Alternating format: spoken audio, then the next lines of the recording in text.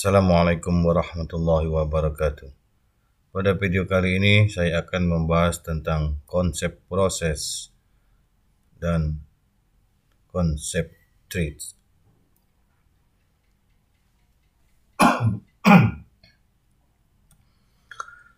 Definisi dari proses. Proses merupakan program yang sedang dieksekusi. Menurut Silbert, suatu proses adalah lebih dari sebuah kode program yang terkadang disebut text section.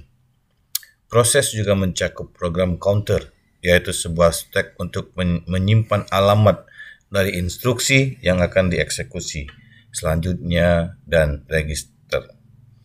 Sebuah proses pada umumnya juga memiliki sebuah stack yang berisikan data-data yang dibutuhkan selama proses dieksekusi, yaitu seperti parameter metode, alamat return, dan variabel lokal, dan sebuah data section yang menyimpan variabel global.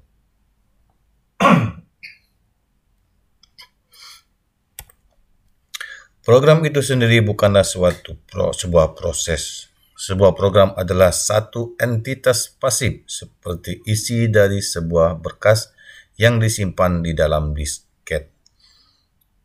Sedangkan sebuah proses dalam suatu entitas aktif dengan sebuah program counter yang menyimpan alamat instruksi selanjutnya yang akan dieksekusi dan seperangkat sumber daya yang dibutuhkan agar sebuah proses dapat dieksekusi. Pembuatan proses. Sebuah proses dibuat melalui sistem call create process yang dilakukan oleh parent process. Setiap proses anakan dapat juga membuat proses baru. Ketika sebuah proses dibuat, maka proses tersebut dapat memperoleh resource atau waktu CPU, memori, berkas, atau seperangkat input-output secara langsung dari sistem operasi atau proses tersebut.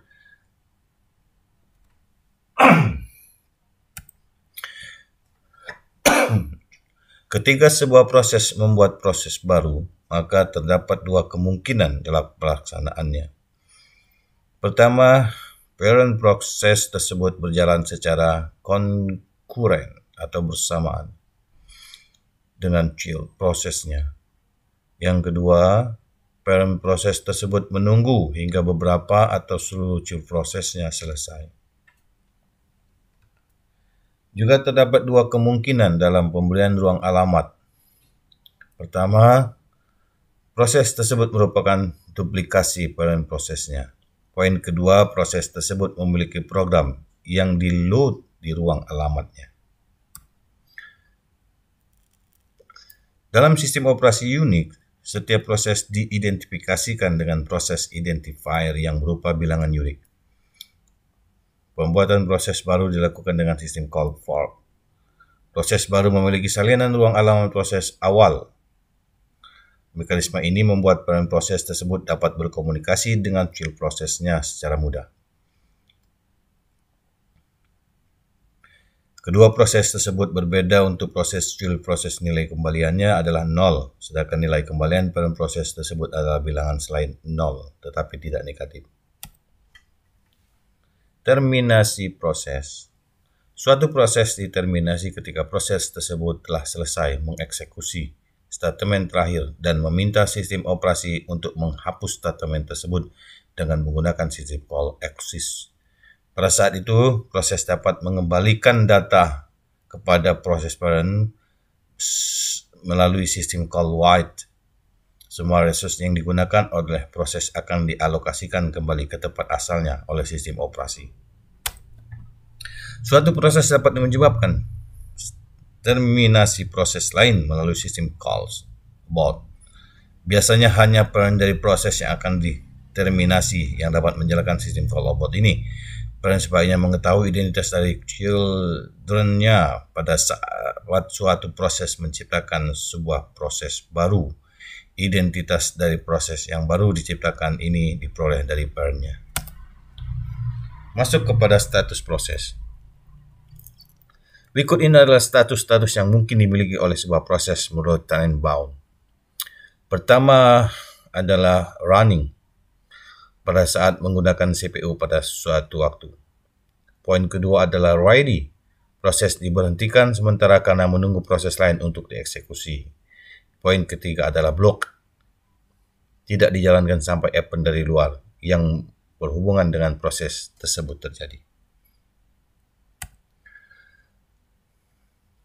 Sedangkan menurut Silber, terdapat 5 macam jenis status yang mungkin dimiliki oleh suatu proses. Yang pertama adalah new.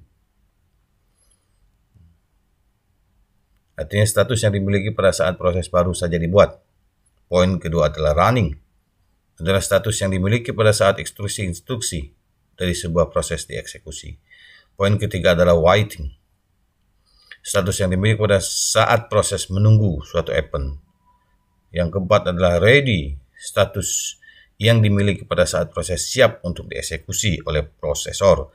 Poin kelima adalah terminate. Status yang dimiliki pada saat proses telah selesai dieksekusi.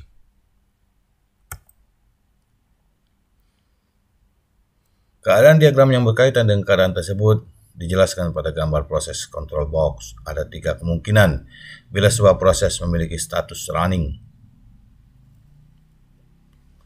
Poin pertama, jika program telah selesai dieksekusi, maka status dari proses tersebut akan berubah menjadi terminate.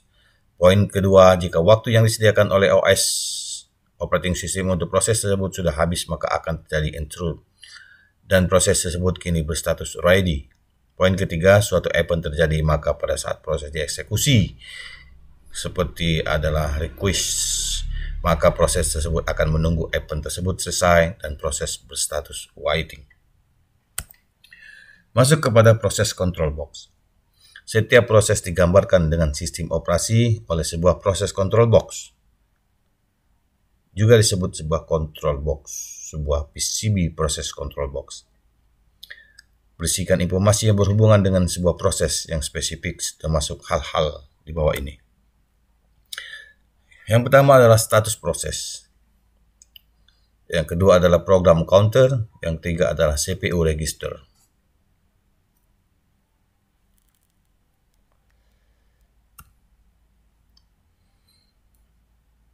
Yang keempat adalah informasi manajemen memori. 5 informasi pencatatan. 6 informasi status. Yang keenam adalah PCB hanya berfungsi sebagai tempat penyimpanan informasi yang dapat bervariasi dari proses yang satu dengan yang lain.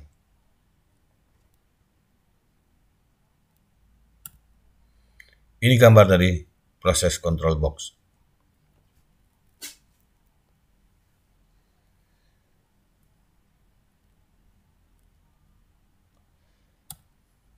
Ini gambar dari status proses.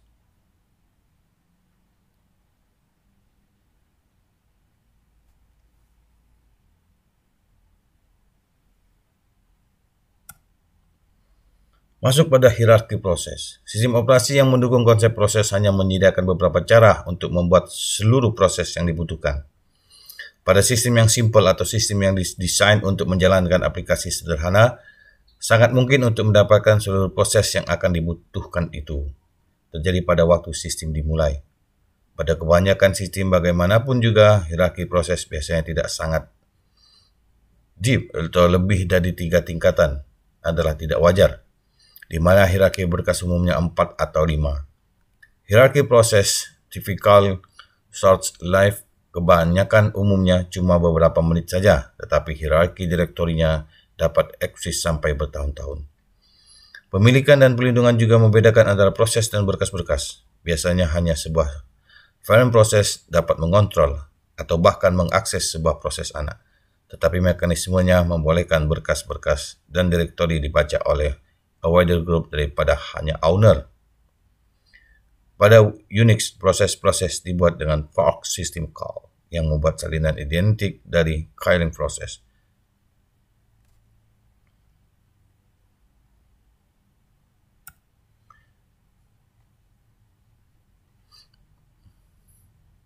Di sini dapat kita rangkumkan bahwa sebuah proses adalah suatu program yang sedang dieksekusi.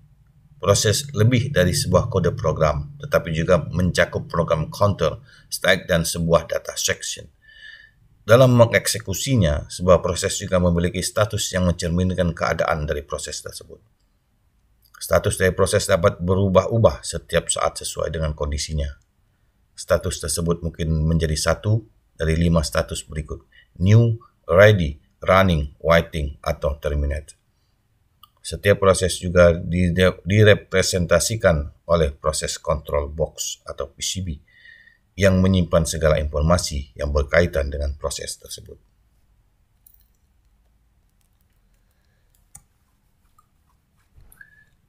Sekarang kita masuk ke dalam konsep thread.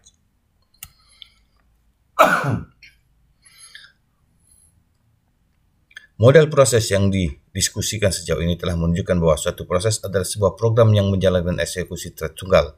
Sebagai contoh, jika sebuah proses menjalankan sebuah program word processor, ada sebuah thread tunggal dari instruksi-instruksi yang sering dilaksanakan. Kontrol thread tunggal ini hanya memungkinkan proses untuk menjalankan satu tugas pada satu waktu. Banyak sistem operasi modern telah memiliki konsep yang dikembangkan agar memungkinkan sebuah proses untuk memiliki eksekusi multi-threads, agar dapat secara terus-menerus mengetik dan menjalankan pemeriksaan ejaan di dalam proses yang sama. Maka sistem operasi tersebut memungkinkan proses untuk menjalankan lebih dari satu tugas pada satu waktu.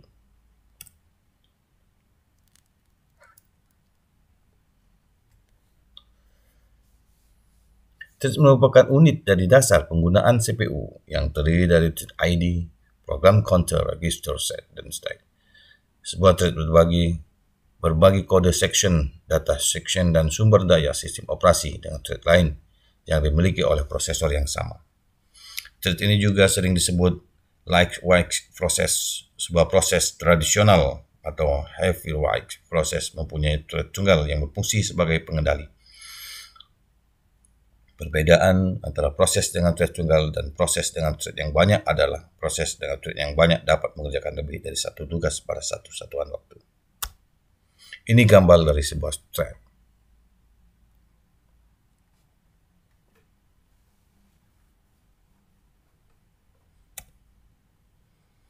Perangkat lunak yang berjalan pada PC modern dirancang secara multi-threading.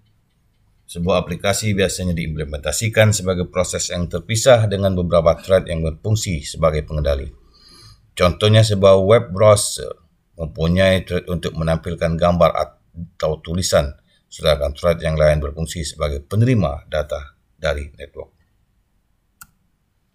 Web server dapat mempunyai ratusan klien yang mengaksesnya secara concurrent. Kalau web server berjalan sebagai konsep sebagai proses yang hanya mempunyai thread tunggal, maka ia hanya dapat menjalani satu klien pada satu satuan waktu. Bila ada klien lain yang ingin mengajukan permintaan, maka ia harus menunggu sampai klien sebelumnya selesai dilayani. Solusinya adalah dengan membuat web server menjadi multi-threading. Dengan ini maka sebuah web server akan membuat thread yang akan mendengar permintaan klien. Ketika permintaan lain diajukan, maka web server akan menciptakan thread lain yang akan dilayani permintaan tersebut. Keuntungan dari thread ini ada beberapa poin. Di sini ada 4 poin, kita lihat. Responsi. Membuat aplikasi yang interaktif menjadi multi-threading dapat membuat sebuah program terus berjalan meskipun sebagian dari program tersebut diblok atau melakukan operasi yang panjang. Karena itu dapat meningkatkan respon kepada pengguna. Poin kedua adalah berbagi sumber daya. Thread berbagi memori dan sumber daya dengan thread lain yang dimiliki oleh prosesor yang sama. Keuntungan dari berbagai kode adalah mengizinkan sebuah aplikasi untuk mempunyai beberapa thread yang berbeda dalam lokasi memori yang sama. Pada poin ketiga adalah ekonomi. Dalam pembuatan sebuah proses banyak dibutuhkan pengalokasian memori dan sumber daya. Alternatifnya adalah dengan menggunakan thread, karena thread berbagi memori dan sumber daya proses yang memiliki, maka akan lebih ekonomis untuk membuat dan context switch. Akan susah untuk mengukur perbedaan waktu antara proses dalam hal pembuatan dan pengaturannya. Tetapi secara umum pembuatan dan pengaturan proses lebih lama dibandingkan thread.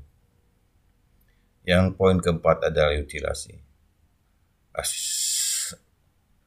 arsitektur multiprosesor.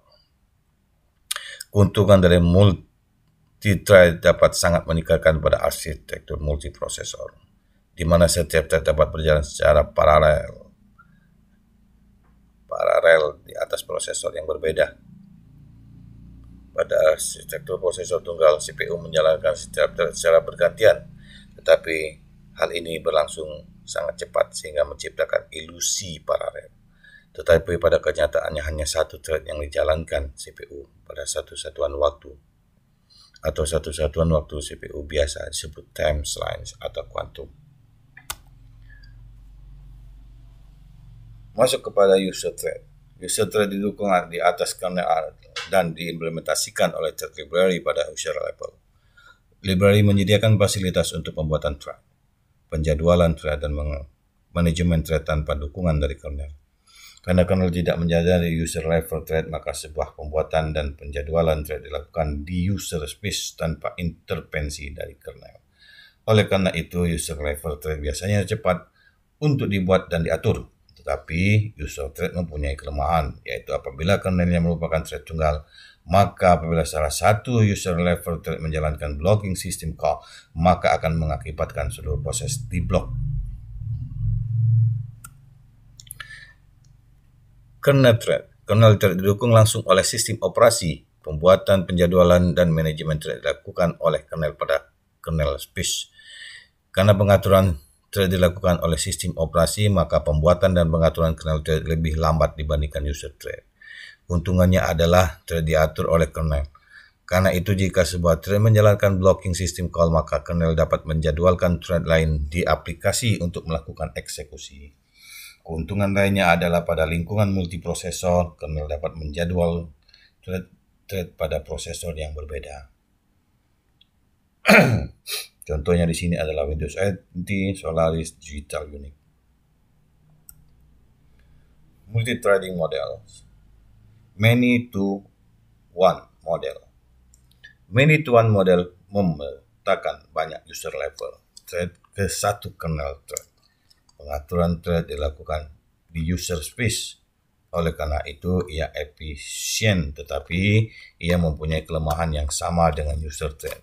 Selain itu, karena hanya satu thread yang dapat mengakses thread pada satu waktu, maka multi-thread tidak dapat berjalan secara paralel pada multiprosesor. Ini gambaran dari many-to-one.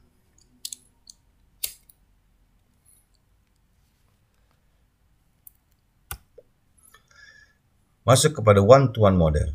One-to-one model memetakan setiap user thread ke kernel thread. Ia menyediakan lebih banyak konkurensi dibandingkan many-to-one model. Keuntungannya sama dengan keuntungan kernel thread. Kelemahannya model ini adalah setiap pembuatan user thread membutuhkan pembuatan kernel thread. Karena pembuatan kernel thread dapat menurunkan performa dari sebuah aplikasi, maka implementasi dari model ini membatasi jumlah thread yang dibatasi oleh sistem. Contoh sistem operasi yang mendukung ini adalah Windows NT dan OS2. Ini gambaran dari one-to-one.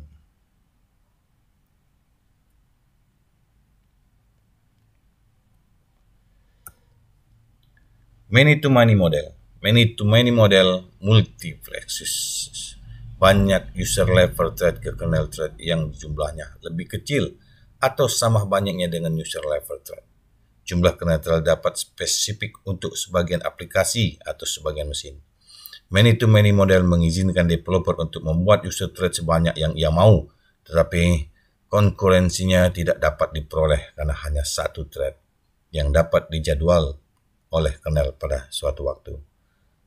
One-to-one menghasilkan yang lebih, tetapi development harus berhati-hati untuk tidak menciptakan terlalu banyak thread dalam suatu aplikasi. Many-to-many model tidak menderita kelemahan dari dua model di atas. Developer dapat membuat user thread sebanyak yang diperlukan, dan kernel thread yang bersangkutan dapat berjalan secara paralel pada multiprosesor. Kernel dapat menjadwalkan thread lain untuk melakukan eksekusi. Contoh sistem operasi yang mendukung model ini adalah Solaris, ERIX, dan Digital Unix. Ini gambaran dari many to many.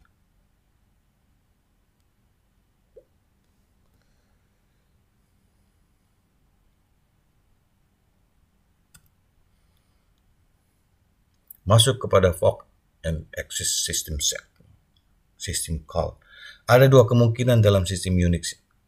Jika fork dipanggil oleh salah satu thread dalam proses, ada 2 poin di sini, semua thread diduplikasikan, dan poin kedua hanya thread yang memanggil fork. Kalau thread memanggil access system call, maka proses yang dispesifikasi di parameter access akan mengganti keseluruhan proses termasuk thread dan LWV. Cancellation. Thread cancellation adalah tugas untuk memberhentikan thread sebelum ia menyelesaikan tugasnya. Sebagai contoh, jika dalam program Java kita hendak mematikan Java Virtual Machine, maka sebelum JVM-nya dimatikan, maka seluruh thread yang berjalan dihentikan terlebih dahulu. Thread yang akan diberhentikan biasa disebut dengan target thread. Pemberhentian target thread dapat terjadi melalui 2 cara. Yang pertama adalah asynchronous cancellation, yang kedua adalah difference cancellation.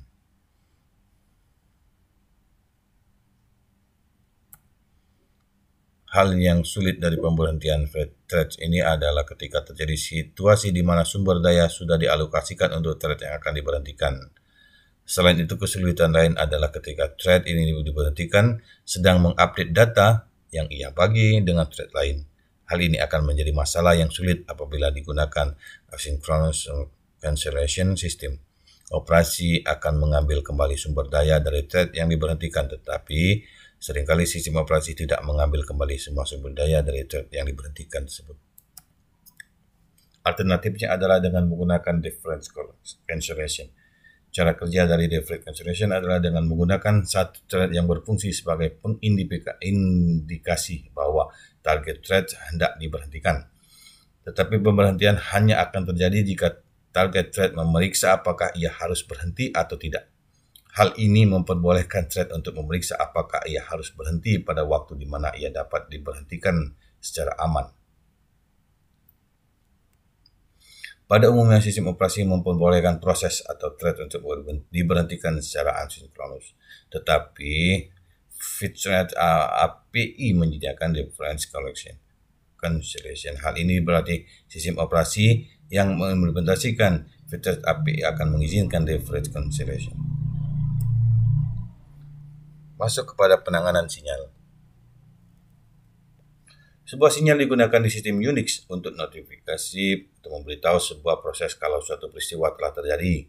Sebuah sinyal dapat diterima secara sinkronus atau asinkronus, tergantung dari sumber dan alasan kenapa peristiwa itu memberi sinyal.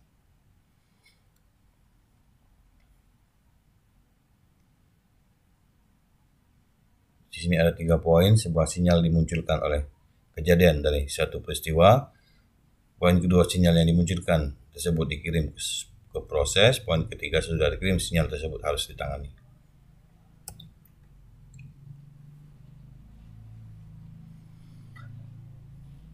Setiap sinyal dapat ditangani oleh salah satu dari 2 penerima sinyal. Pertama, penerima sinyal yang merupakan set awal dari sistem operasi. Yang kedua, penerima sinyal yang diidentifikasikan sendiri oleh user. Penanganan sinyal pada program yang hanya memakai thread tunggal cukup mudah, yaitu hanya dengan mengirimkan sinyal ke prosesnya. Tetapi mengirimkan sinyal lebih rumit pada program yang multi-threading, karena sebuah proses dapat memiliki beberapa threads. Secara umum ada 4 pilihan kemana sinyal harus dikirimkan. Pilihan pertama, mengirimkan sinyal ke thread yang dituju oleh sinyal tersebut. Pilihan kedua, mengirimkan sinyal ke setiap thread pada proses tersebut. Pilihan ketiga, mengirimkan sinyal ke thread tertentu dalam proses, dan poin keempat, menugaskan thread khusus untuk menerima semua sinyal yang ditujukan pada proses.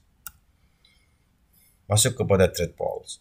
Pada web server di multithreading ada 2 masalah yang timbul. Pertama, ukuran waktu yang diperlukan untuk menciptakan thread untuk melayani permintaan yang diajukan terlebih. Pada kenyataannya, thread dibuang ketika sesudah ia menyelesaikan tugasnya. Poin kedua, pembuatan thread yang tidak terbatas jumlahnya dapat menurunkan performa dari sistem. Solusinya adalah dengan menggunakan thread pools. Cara kerjanya adalah dengan membuat beberapa thread pada proses startup dan menempatkan beberapa ke pools di mana mereka berada dalam kondisi idle dan menunggu perintah untuk bekerja.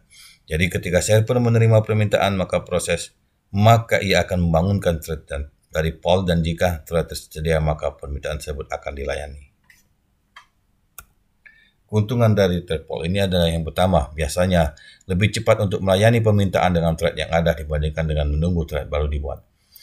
Poin kedua adalah thread pool membatasi jumlah thread yang ada pada suatu waktu. Hal ini penting pada sistem operasi yang tidak dapat mendukung banyak thread yang berjalan secara konkuran.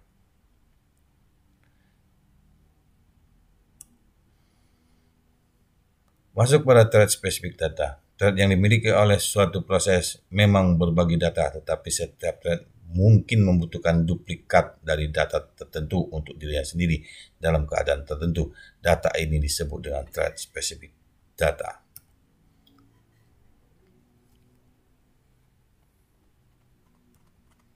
Di sini dapat kita rangkumkan bahwa thread adalah sebuah alur kontrol dari sebuah proses.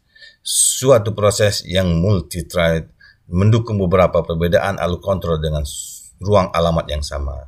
Keuntungan dari multi-thread mendapat peningkatan respon dari pengguna, pembagian sumber daya proses, ekonomis, dan kemampuan untuk mengambil keuntungan dari arsitektur multiprosesor. Thread tingkat pengguna adalah thread yang tampak oleh programmer dan tidak diketahui oleh kernel. Thread tingkat pengguna secara tipikal dikelola oleh sebuah library thread di ruang pengguna. Thread tingkat kernel didukung dan dikelola oleh kernel sistem operasi.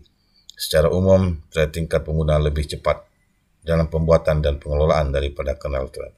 Ada 3 perbedaan tipe dari model yang berhubungan dengan pengguna dan kernel thread, yaitu one-to-one model, many-to-one model, dan many-to-many model. Model many-to-one memetakan beberapa pengguna level thread hanya ke satu sebuah kernel thread. Model one-to-one memetakan setiap thread pengguna ke dalam satu kernel thread berakhir. Poin ketiga adalah many-to-many model, mengizinkan pengembangan untuk membuat thread pengguna sebanyak mungkin. Konkurrensi tidak dapat tercapai karena hanya satu thread yang dapat dijadwalkan oleh kernel dalam satu waktu. Thread cancellation adalah tugas untuk memberhentikan thread sebelum ia menyelesaikan tugasnya. Thread yang akan diberhentikan disebut dengan target thread. Pemberhentian target thread dapat terjadi melalui 2 cara yang berbeda. Yang pertama adalah asynchronous cancellation, yang kedua adalah thread cancellation.